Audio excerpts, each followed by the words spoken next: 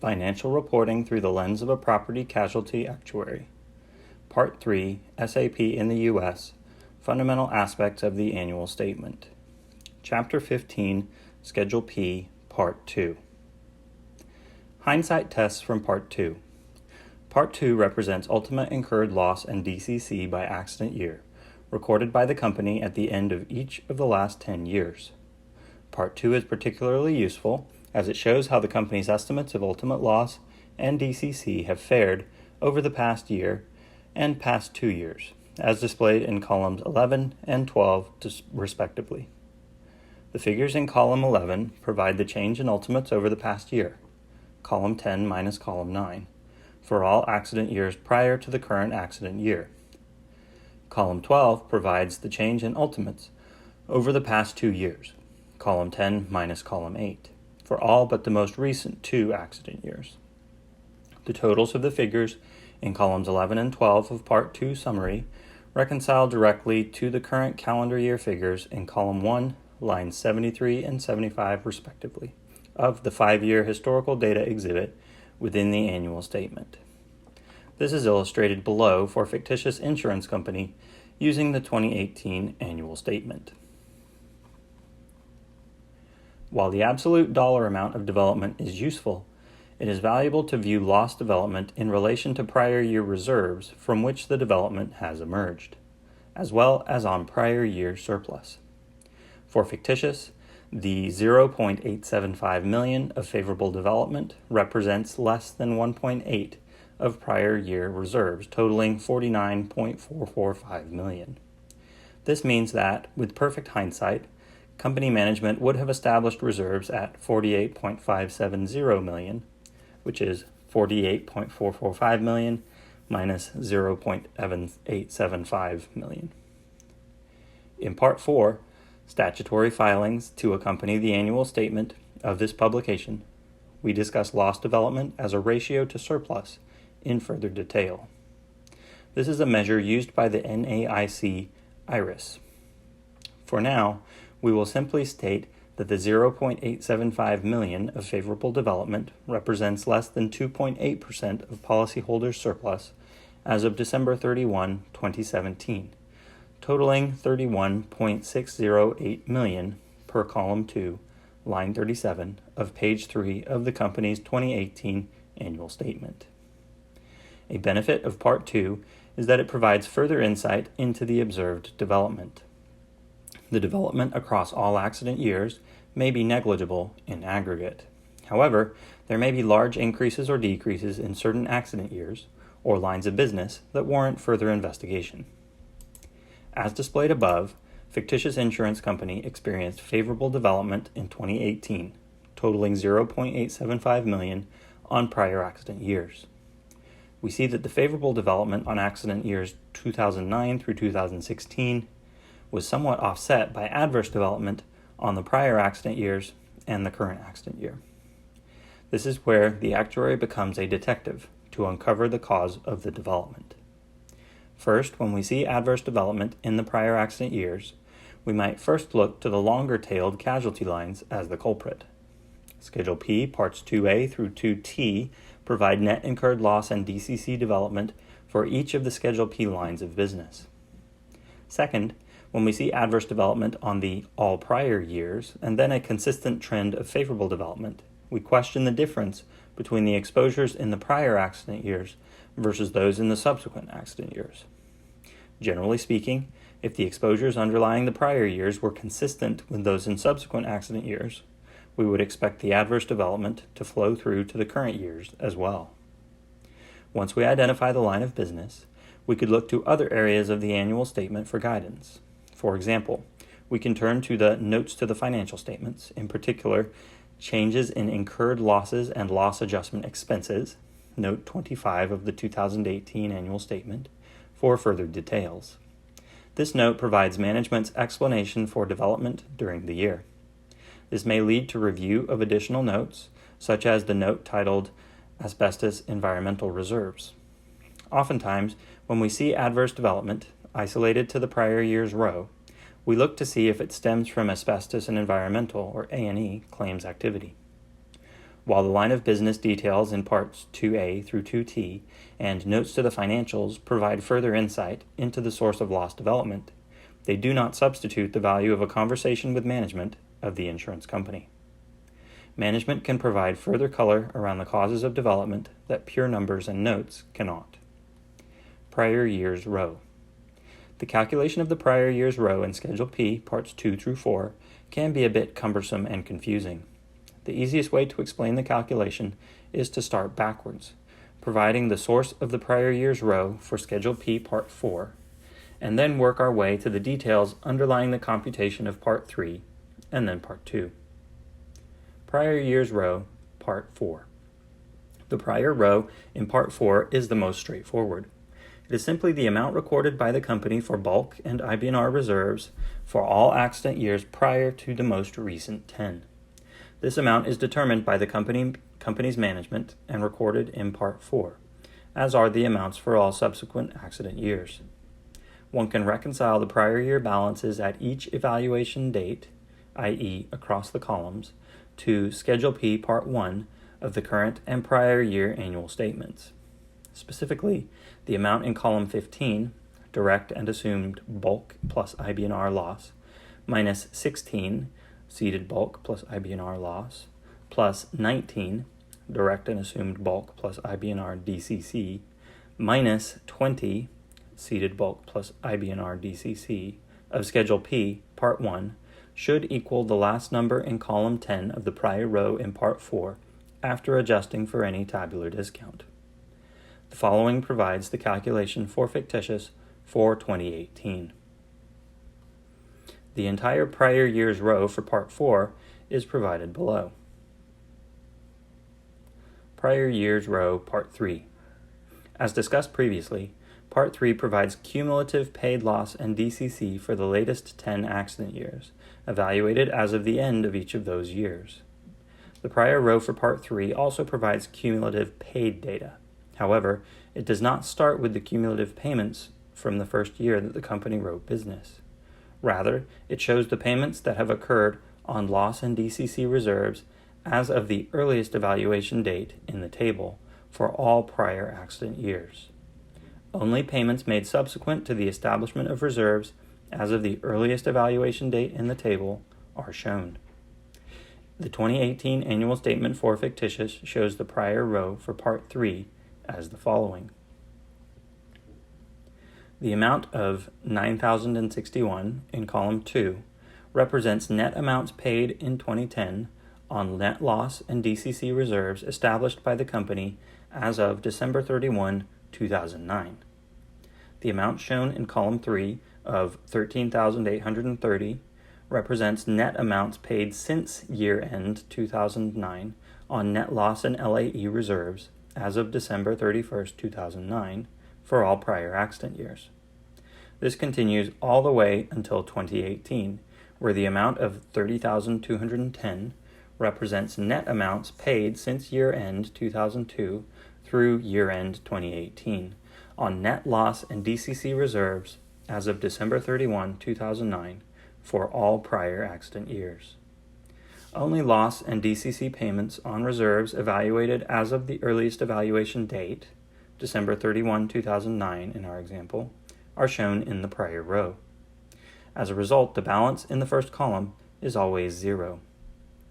The calculation of the prior row in Part 3 is done by computing the incremental payments subsequent to the earliest evaluation date, 2009 in our example, for both the prior and first subsequent accident year from the previous year's Schedule P Part 3, 2017 in our example. The following provides this calculation using Part 3 from the 2017 Schedule P for fictitious. As displayed above, the starting point for the calculation is the first two rows, prior and 2008, of Part 3 of the fictitious 2017 annual statement. To calculate the prior year's row for Part 3 of the fictitious's 2018 annual statement, the difference between amounts in each column and the amounts in column 2, 2009, is computed. The prior and subsequent accident year, 2008, payments are then added together to produce the new prior row for Part 3 of the company's 2018 Schedule P. For example, cumulative net paid loss and DCC for Column 2, 2010, are calculated as 14,960 minus 8238 plus 10,637 minus 8297 equals 6722 plus 2340, which equals 9,061. As another example, the cumulative net paid loss and DCC from Column 10, 2017, are calculated as 30,519 minus 8234 plus 15,124 minus 8297 equals 22,281 plus 6827 equals 29,108. Prior year's row, Part 2. As discussed previously, Part 2 provides cumulative ultimate incurred loss and DCC for the latest 10 accident years, evaluated as of the end of each of those years. The prior row for Part 2 also provides cumulative incurred data. However, it does not start with the cumulative incurreds from the first year that the company wrote business. Rather, it starts with the net loss and DCC reserves recorded by the company as of the earliest evaluation date in the table, and includes this amount in Column 1 of Schedule P, Part 2. For example, using Schedule P, Parts 2 through 4, summary of the 2017 and 2018 annual statements for fictitious insurance company, we see that Column 1 of the prior row in the 2011 Schedule P, Part 2, is equal to the sum of the following amounts in Column 2, labeled 2009, from the 2017 annual statement, US dollars in thousands. As displayed above, the amount in Column 1 of the prior row in 2018 Schedule P Part 2 summary is $35,994. Then, amounts in Columns 2 and subsequent are equal to the ending reserves, case plus bulk plus IBNR reserves, as of each corresponding year end, plus the paids from the corresponding prior row in Schedule P Part 3. This is shown below for fictitious. As displayed above, the case outstanding plus bulk plus IBNR reserves in the prior rows, derived from Parts 2 through 4, are summed and then added to the corresponding cumulative paids since 2010. This produces the incurreds on all prior accident years as shown in Schedule P Part 2. All the examples above are provided for the summary of Schedule P Parts 2 through 4, with the calculation being the same for all of the lines of business in Parts 2A through 2T. Prior year's row, fictitious 2017 annual statement. For completion, and so that a reconciliation can be made of the amounts shown in Table 48 for 2017, the following provides the prior years and 2008 rows for Schedule P Parts 2 and 4 from fictitious's 2017 annual statement. As a reminder, Part 3 from fictitious's 2017 annual statement is shown in Table 46. Claim counts. Part 3 also provides the number of claims closed with and without loss payment in columns 11 and 12, respectively. These figures are provided only for those lines where this information is provided in Part 5. See below. These figures are not shown in the summary. Schedule P, Part 5. Part 5 is provided in the following 3 sections, which are provided by accident year as of the last 10 year-end evaluations on a direct plus assumed basis. Section 1. Cumulative number of claims closed with loss payment. Section 2. Number of claims outstanding. Section 3. Cumulative number of claims reported. Part 5 is provided for the following lines of business. A. Homeowners, farm owners. B. Private passenger auto liability medical. C. Commercial auto liability medical. D. Workers' compensation. E. Commercial multiple peril. F. Section A. Medical professional liability occurrence. F. Section B. Medical professional liability claims made. H. Section A. Other liability occurrence. H. Section B. Other liability claims made. R, Section A, Products Liability Occurrence. R, Section B, Products Liability Claims Made. T, Warranty. No summary is provided for Part 5. As noted, claim counts can assist the user in identifying trends or changes in the way claims are settled and reserved. However, caution should be made in relying solely on the analytics without discussion with company management, ideally management within the claims department of the insurance company. There is inconsistency in the way that companies record and report claim counts, and sole reliance on the data without confirmation with management can be misleading. One known inconsistency is that some companies record claims on a per-claim basis and others on a per-claimant basis. As we shall see later in this chapter, the interrogatories of Schedule P require that companies disclose the method for recording claim counts. Actuaries can derive many statistics from the data contained in Part 5. In the following paragraphs, we discuss the most common claim count statistics used by actuaries, as well as other uses of Part 5. Claim closure rates. These represent the ratio of closed claims to total reported claims. The ratio can be computed as all closed claims, or only those claims closed with payment, divided by reported claims. This relationship, in particular when viewed in the current accident year in comparison to prior accident years during the first 12 months of a development, helps to identify any changes in the rate at which claims are settled or closed. We often hear claims adjusters say, "The best claim is a closed claim," the reason being that the longer a claim stays open, the greater the likelihood it will develop adversely and cost the insurer more money. A closed claim significantly reduces that potential, in most cases, to zero. Closed claims also benefit the insured by allowing the insured to receive medical treatment, repair damaged property, and recover from the loss. Claims departments look for ways to increase claim settlement rates to achieve this mutual benefit. Despite the benefits of such improvements, they can have an adverse effect on the projection of unpaid claims if not explicitly taken into consideration. Take, for example, the situation where a company has implemented a new strategy to increase claim settlement rates in the current year. This will result in higher than average claim payments being made in the current year and will cause the paid loss development factors at the latest evaluation date, i.e. the last diagonal, to be higher than in prior evaluation dates along the diagonals.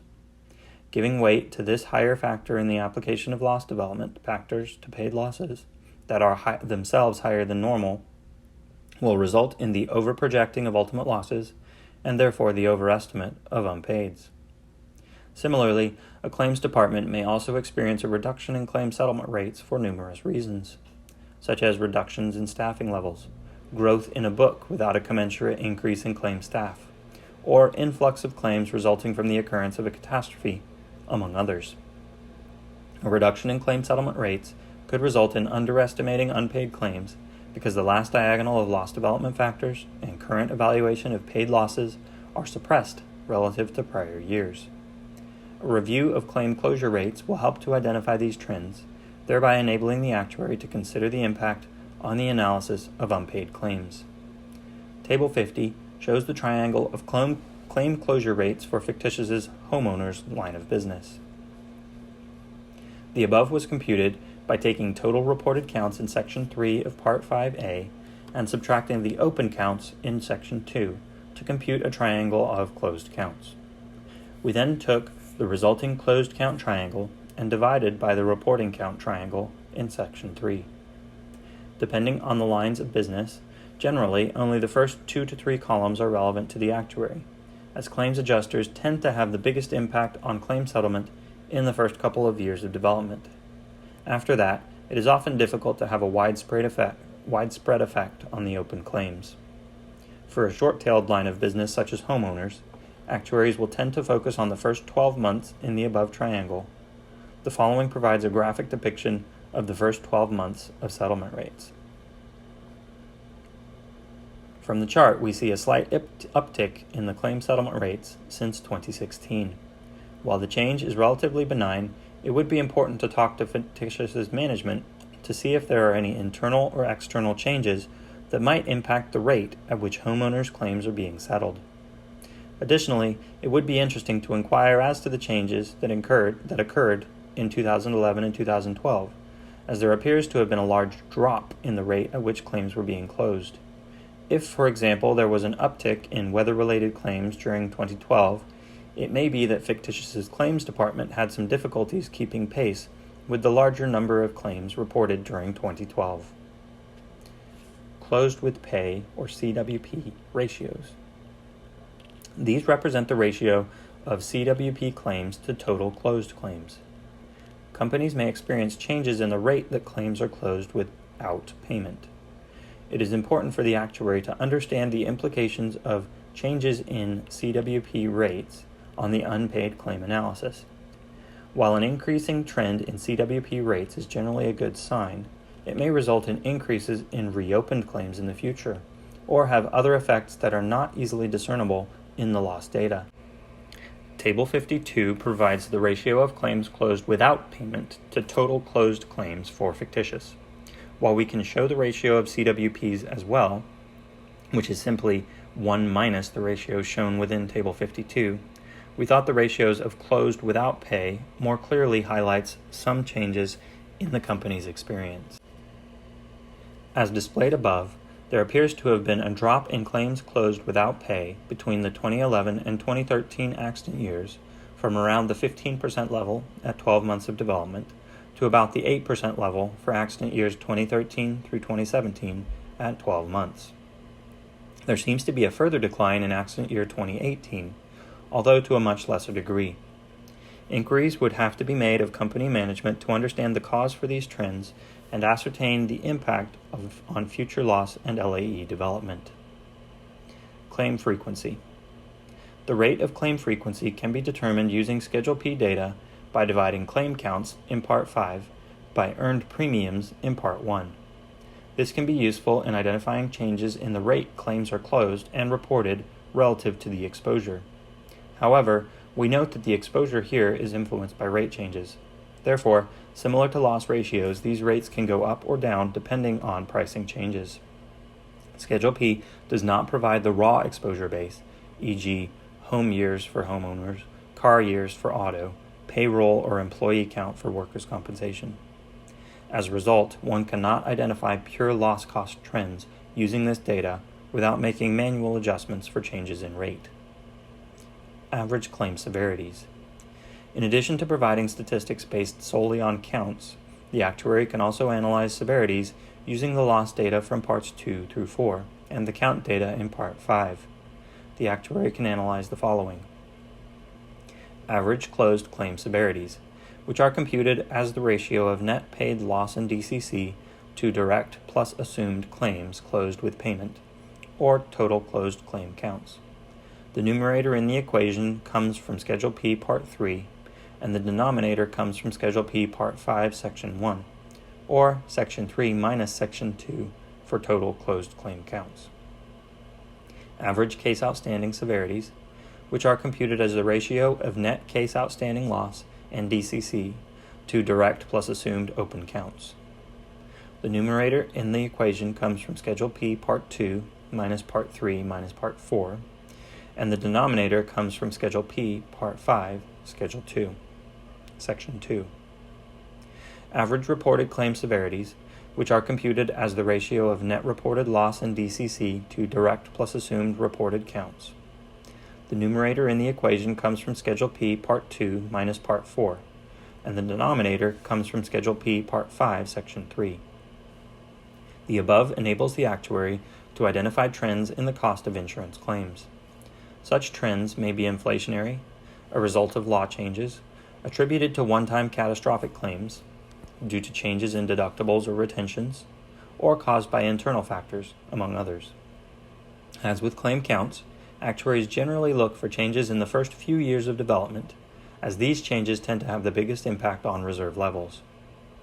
A review of average case reserves is particularly useful to the reserving actuary.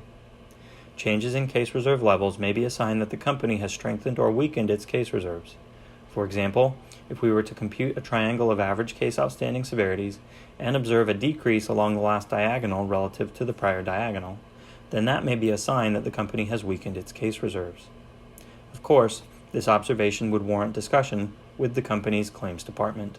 However, assuming there was a weakening in case reserves, use of the reported loss development method to project unpaid loss without adjustment to reflect the weakening may understate the reserve need. To be more specific, loss development methods assume that the past is predictive of the future. When a company weakens reserves, the reported losses are at a lower level than they had been at the past. Therefore, application of prior average loss development factors to current lower loss amounts will tend to understate the ultimate loss estimate and therefore the reserve need. The effect is similar to what happens to development methods using paid loss data when there has been a change in the rate claims are being closed. A decrease in claim settlement rates, i.e. a slowdown, along the last diagonal will result in an understatement of the reserve need absent adjustment to the paid loss triangle or paid loss development methods. The opposite can happen when there has been a strengthening in case reserves or a speed up in claim settlement. While not the topic of this publication, there are loss reserving methods that explicitly adjust for changes in case reserve adequacy and claim closure rates, such as those described in the Berquist-Sherman paper.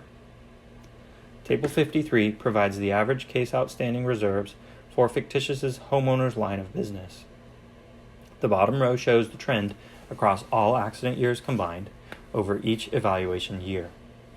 We see that in 2016 and 2017, average reserve levels increased by about 4% and 8% respectively. However, in 2018, reserve levels decreased by 1%. As a result of this decline, the actuary may see ultimate loss and DCC estimates based on reported methods coming in lower than the ultimate loss and DCC estimates based on paid methods. Looking down the column at the first 12 months, we see a significant increase in case reserve between 2012 and 2013. This is a bit more obvious graphically. The following provides the change in average case reserves from one accident year to the next, going down the 12-month development column. A large spike is seen in 2013. The approximate 56% increase was computed by taking the average case outstanding severity for accident year 2013 of 14,571 and dividing by the average for accident year 2012 of 9,360 to obtain the year-over-year change of 1.56, or plus 56%. Despite the large increase in 2013 and subsequent sharp decline in 2015, the year-over-year trend rates in the first 12 months of development appear to have been on a slight decline from 8% to 4% between 2016 and 2018. As previously mentioned, the value of these analytics is to identify trends and generate discussion with management so that the actuary can appropriately consider them in the analysis of unpaid claims. Reasonableness tests. In addition to the raw trends, actuaries also use Part 5 data to provide checks on the reasonableness of unpaid claim estimates. For example, actuaries can compute the following statistics and compare the results to see if the trends across the accident years are in alignment with what they expect.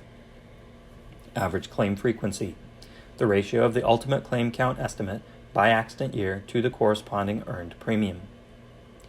Average ultimate severity, the ratio of the ultimate loss and DCC estimate by accident year to the corresponding estimate of ultimate claim counts. Average unpaid claim severity, the ratio of the unpaid loss and DCC estimate by accident year to the corresponding estimate of unpaid claims. The above can be computed using direct plus assumed loss and DCC estimates in addition to the net estimates. Uses of Part 5 in estimating unpaid claims. Before turning to Part 6, we should add that actuaries also use Part 5 for purposes of projecting ultimate loss and DCC estimates. These methods are referred to as counts and averages methods. Projections are made by developing average paid and reported loss severities to ultimate and applying them to estimates of ultimate claim counts using closed and reported claim count development methods. These methods can be valuable when adjusting for observed trends in each of their specific components. Schedule P, Part 6. Part 6 provides cumulative premiums earned as of December 31 for each of the last 10 calendar years. The first year of report includes premiums earned in the calendar year. Moving left to right, Subsequent years show premiums earned after positive or negative adjustments from premium audits, retrospectively rated policies, lags in reporting or accounting for premiums, among others. Part 6 provides the information needed to develop earned premium to its ultimate amount using methods similar to those used to develop ultimate loss and DCC, i.e., using traditional triangular development methods. Part 6 is provided for the following lines of business, as these lines tend to be the ones subject to the aforementioned adjustments. C. Commercial auto liability medical. D. Workers' compensation. E. Commercial multiple peril. H. Section A. Other liability occurrence. H. Section B. Other liability claims made. M. International. N. Reinsurance non-proportional assumed property. O. Reinsurance non-proportional assumed liability. P. Reinsurance non-proportional assumed financial lines. R. Section A. Products liability occurrence. R. Section B. Products liability claims made. The premium displayed in Part 1 of Schedule P is that which is earned during each specific calendar year. It is not updated for subsequent adjustments to the specified exposure year premium. It is equal to the leftmost diagonal in Part 6 plus adjustments that come through during the specified calendar year to premiums on prior exposure years. Adjustments made after the first year of report are included in the appropriate column of Part 6. Workers' compensation provides a good example of a line that is subject to premium adjustment. At inception, the premium charged for a workers' compensation policy is determined by applying a rate to an estimate of the payroll or exposure for the policy term. At the end of the year or shortly thereafter, the actual payroll is known. The insurance carrier, however, has determined its premium earnings on the basis of the estimated premium. As a result, the premium figure will change from its initial amount, and this change is recorded in Part 6. Additionally, the exposure base used to determine the premium can be subject to audit by the insurance carrier. For example, an insurance company can verify that payroll amounts used in determining an insured's workers' compensation premium or revenue figures used in computing an insured's general liability premium are accurate and complete. Differences uncovered through these audits will emerge as premium development in Part 6. The one area where we tend to see the most development on earned premium is retrospectively rated insurance policies. Under these policies, the insured is charged a base premium that is adjusted over time based on the insured's loss experience based on a formula. The formula incorporates tax multipliers and expense factors and typically imposes a minimum and maximum premium amount. Insurance companies record the claim experience associated with retrospectively rated insurance policies within Schedule P, and the loss reserve estimates typically include a provision for these claims. Without adjustment for the additional premium income expected under these policies, a company's surplus would be understated. This adjustment comes in as an asset on line 15.3 of page 2 of the annual statement titled Accrued Retrospective Premium. Estimates of future premium can be determined by developing the earned premiums in Part 6 using development methods. However, as with reliance on the rest of Schedule P for projection purposes, exclusive reliance on Part 6 should not be made without having a good understanding of its contents. Schedule P Part 7. Part 7 is optional and completed only by those companies using the loss-sensitive adjustment in the RBC calculation. It provides premium and loss information on loss-sensitive contracts. It is broken into two parts, A for primary contracts, i.e. direct written business, and B for reinsurance contracts, i.e. assumed business. Parts A and B each have the same 5 sections. Section 1 provides net loss and LAE unpaid and net written premium on loss-sensitive contracts, relative to all contracts written by the company, for each Schedule P line of business in total. Section 2 provides incurred loss and DCC reported at year-end on loss-sensitive contracts, in the same format as Schedule P Part 2. Section 3 provides loss and DCC IBNR at year-end on loss-sensitive contracts, in the same format as Schedule P Part 4. Section 4 provides net earned premiums reported at year-end on loss-sensitive contracts, in the same format as Schedule P Part 6. Section 5 provides net reserves for premium adjustments and accrued retrospective premiums for each of the last 10 years in which the policies were issued, evaluated at each of the last 10 years. The information provided in Part 7 is on a policy year basis. As noted, the primary use of this exhibit is for RBC purposes. The reserve RBC and written premium RBC are adjusted to reflect the fact that loss experience under loss-sensitive contracts is shared in whole or in part with the insured. As such, the risk of adverse loss development is also shared with the insured. The insurance company receives a discount to its RBC reserve charge to reflect this reduction in risk. This discount is computed separately by line of business. Columns 6 and 7 of Schedules 8 and B provide the percentage of loss and LAE reserves and written premiums by line of business for loss-sensitive contracts. Column 3 provides the distribution of reserves, and Column 6 provides the distribution of net written premium. Examples of how this information is used in computing RBC are contained in Part 4, Statutory Filings, to accompany the annual statement of this publication. Schedule P Interrogatories. The Schedule P interrogatories are a series of 7 questions that the insurance company is required to answer to provide further insight into the information reported in Schedule P. We will briefly discuss those interrogatories that are most widely referred to by property casualty actuaries. Question 1 pertains to extended reporting endorsements, EREs, arising from death, disability, or retirement, DDR. EREs essentially turn a medical professional liability claims-made policy into an occurrence policy upon the policyholder's death, disability, or retirement. In the 1990s, DDR endorsements were issued for free and known as free tail coverage, as a marketing effort by medical insurers to attract physicians. Many such DDR extended reporting period endorsements are still offered for free.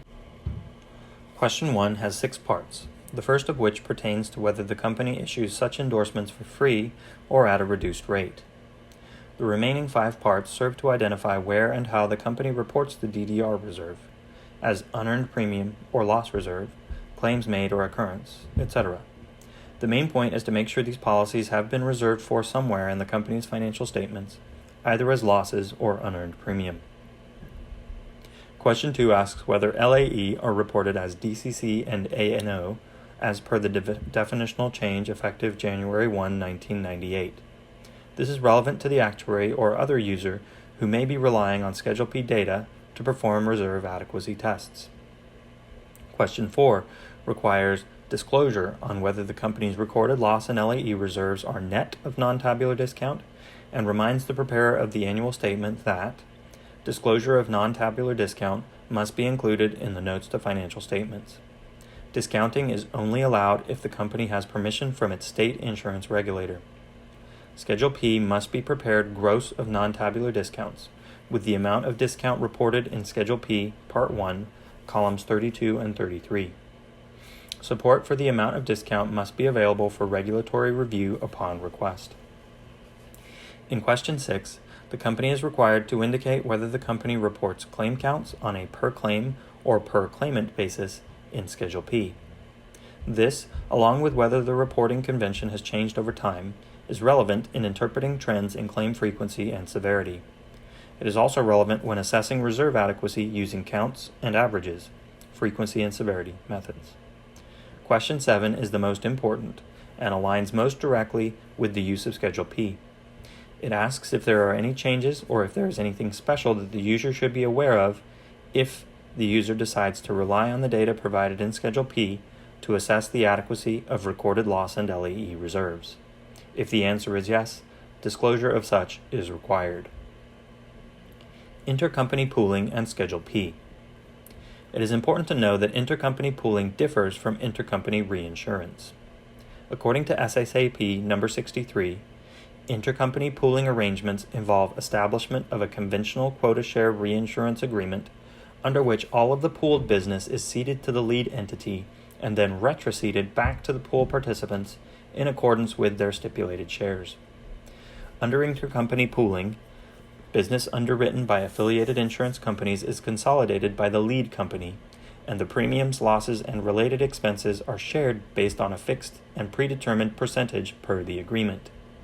Intercompany reinsurance refers to a transaction whereby one company, the reinsurer, agrees to indemnify the other, the ceding company, against all or part of the loss that the latter may sustain under the policies that it has issued. Intercompany reinsurance is accounted for in the same way as third-party reinsurance, subject, of course, to statutory accounting rules. Very broadly, cessions to affiliated reinsurers under straight reinsurance agreements serve to reduce gross premiums, losses, and related expenses. The treatment of intercompany pooling in Schedule P is different from that of a typical reinsurance agreement. Gross losses are combined, or pooled, and then shared based on the pooling percentage of each member company, regardless of the policy issuing entity. Net losses are treated in the same manner in that they are first pooled and then shared based on each company's pooling percentage. Very simply, assume companies A, B, and C participate in intercompany pooling, with 60%, 20%, and 20% participation respectively. If each company has $100 of loss reserves on a direct basis and cedes $30 to outside reinsurers, the recorded reserves in Schedule P of companies A, B, and C would be 180, 60, and 60 on a gross of reinsurance basis, and 126, 42, and 42 on a net of reinsurance basis, respectively. That is, the pooled gross and net amounts, $300 and $210 respectively, are shared based on each company's participation rates. This is summarized in Table 55. While Schedule P for companies that operate under an intercompany pooling arrangement is prepared on a pooled basis, as exemplified above, other schedules and exhibits within the annual statement treat intercompany pooling as if it were a typical reinsurance agreement. Therefore, using the above example, if Company A were the lead in the intercompany pool, then Company A would have $100 in direct loss reserves plus $70 assumed from each of the companies B and C, for a total of $240 in gross reserves. The $70 in assumed loss reserves from each non-lead company is after cessions to outside reinsurance. For each non-lead company, the amount of gross loss reserves is $100 in direct reserves, plus the amount assumed after the lead company cedes through the intercompany reinsurance relationship. The amount of business in the intercompany pool is $300 of direct loss reserves minus $90, which is 30 times 3, of ceded business, for a total of $210 net reserves. The $210 pooled net loss reserve is shared 60%, 20%, 20%, so each non-lead gets $42. Thus, the total gross loss reserves for each non-lead is $100 in direct plus $42 of intercompany pooled loss reserves, for a total of $142. These amounts are summarized in Table 56. Notice that on a net basis, the amounts are the same in all the exhibits and schedules within the annual statement. However, on a gross basis, exhibits and schedules other than Schedule P essentially double count the cessions to intercompany pooling, whereas Schedule P nets them out. The fact that Schedule F does not show IBNR on an assumed basis, the double counting effect of pooling, as well as the fact that some companies have other intercompany reinsurance relationships outside the intercompany pooling relationship, complicates the reconciliation between schedules within the annual statement to Schedule P. This is the main reason we have not used fictitious in our examples. We used loss reserves in our example. However, it is important to note that pooling percentages apply to premium, loss, expense, and claim count data within Schedule P.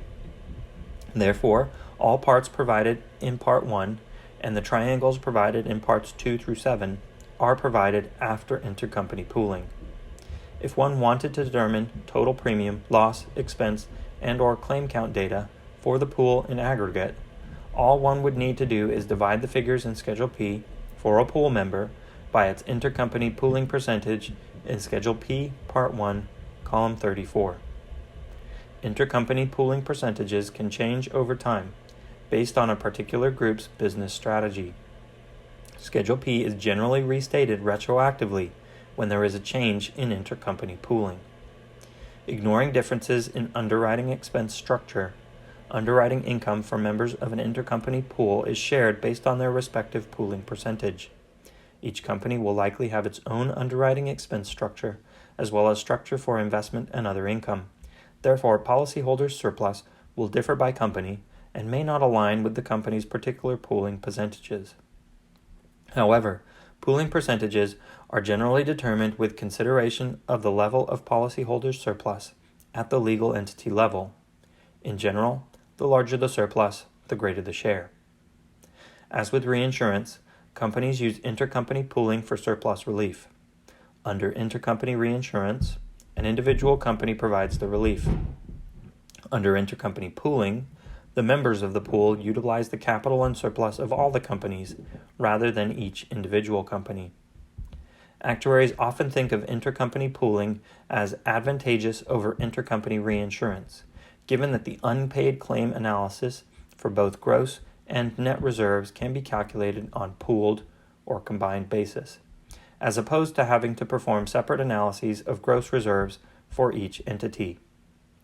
However, many companies use intercompany reinsurance as opposed to intercompany pooling. In general, intercompany pooling should be easier to administer than having to maintain separate intercompany reinsurance agreements between affiliates. Over time, one table of pooling percentages can be updated as things change. Therefore, intercompany pooling can be more flexible. Intercompany pooling also makes it easier for a rating agency to review the financial condition of a group and assign a single rating. The group can then market its rating across all member underwriting companies.